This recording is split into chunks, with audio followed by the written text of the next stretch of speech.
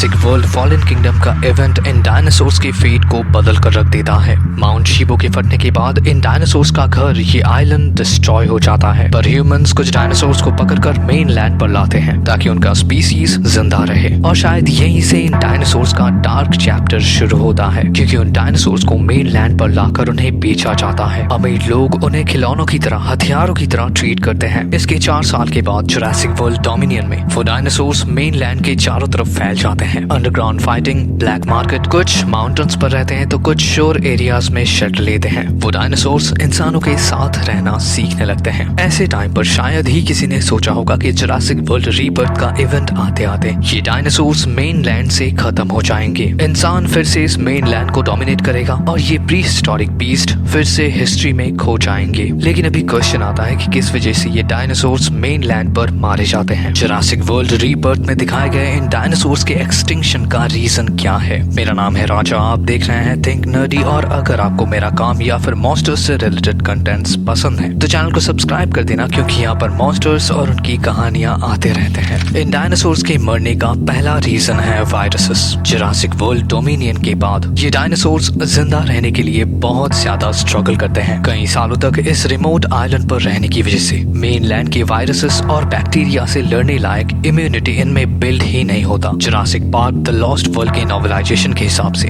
DX virus in dinosaurs के death का असली रीजन था। प्रॉबेबली ये वायरस मॉडर्न जमाने के डायनासोर्स को भी इन्फेक्ट करता है और ये वायरस इनके डेथ का एक पॉसिबल रीजन हो सकता है। इन डायनासोर्स के एक्सटिंक्शन का दूसरा रीजन है इन breeding. After all in dinosaurs को लैब में बनाया गया है। एक पर्टिकुलर एनवायरनमेंट में ये कई सालों तक रहते हैं, पर जब ये क्रीचर्स उस आइलैंड से मेन लैंड पर आते हैं तब इनका इम्यून सिस्टम खराब होने लगता है। ये प्रॉब्लम सबसे ज्यादा देखने मिलता है चीताज में। इन डायनासोर्स को कई सारे क्रीचर्स के DNA को मिलाकर बनाया गया है। कुछ जनरेशन के बाद एक पर्टिकुलर क्रीचर का जीन इनमें हावी हो जाता है, जो इनके मेटाबॉलिक रेट और इम्यून सिस्टम को गिराने के साथ साथ सेक्स के लिए जो अट्रैक्शन चाहिए होता है ये उसे खत्म कर देता है। पर रेक्सी के लिए ऐसा नहीं कहा जा सकता, क्योंकि वो 40 साल की है और उसे चाहिए उससे भी मैस्कुलिन नेचर का कोई डायनासोर। मैस्कुलिन नेचर रेक्सी के लिए अट्रैक्शन का पॉइंट है, पर जैसे कि वो 40 साल की है और ज्यादातर टीरेक्स 30 सालों तक जिंदा रहते हैं तो उसे अपना लवर मिलना तो मुश्किल है। इन डायनासोर्स के एक्सटेंशन का तीसरा पॉइंट है जेनेटिक डिग्रेडेशन। इन डायनासोर्स को लैब में बनाया गया है। इनके DNA के अंदर जो गैप्स हैं उन्हें फुलफिल करते हैं आज के जमाने के क्रीचर्स के DNA, जैसे कि मेंढक, पंछियां या फिर रेप्टाइल्स। अपने शुरुआती दिनों में इनका बॉडी सही से काम करता था, पर जैसे जैसे इनका जनरेशन आगे बढ़ता है अलग अलग एनवायरनमेंट में ये सर्वाइव करने की कोशिश करते हैं। उन जीन्स के अंदर कई सारे मिसमैच क्रिएट होते हैं। इन क्रीचर्स के अंदर कई सारे प्रॉब्लम्स दिखाई देते हैं, जैसे कि इनके म्यूटेशन का प्रोसेस बदल जाता है, ये अपने कंपैटिबल पार्टनर को ढूंढ नहीं पाते हैं और एक टाइम के बाद ये अपने जनरेशन को आगे ना बढ़ाकर मर जाते हैं। चौथा रीजन है एनवायरनमेंट। हर एक स्पीसीज एक पर्टिकुलर इकोसिस्टम में इवॉल्व करते हैं, पर इन डायनासोर्स के लिए वो इकोसिस्टम बहुत पहले ही खत्म हो चुका है। पहले आइस एज से पहले जब ये डायनासोर्स इस दुनिया में सच में एग्जिस्ट करते थे, उस जमाने के और आज के जमाने के डायनासोर्स को अगर कंपेयर किया जाए तो बहुत कुछ बदल चुका है। इनका खाना, शिकार और शिकारी बनना और इस नए इकोसिस्टम में एग्जिस्ट करना और इवॉल्व होना इन बीस्ट के लिए उतना भी सिंपल नहीं था।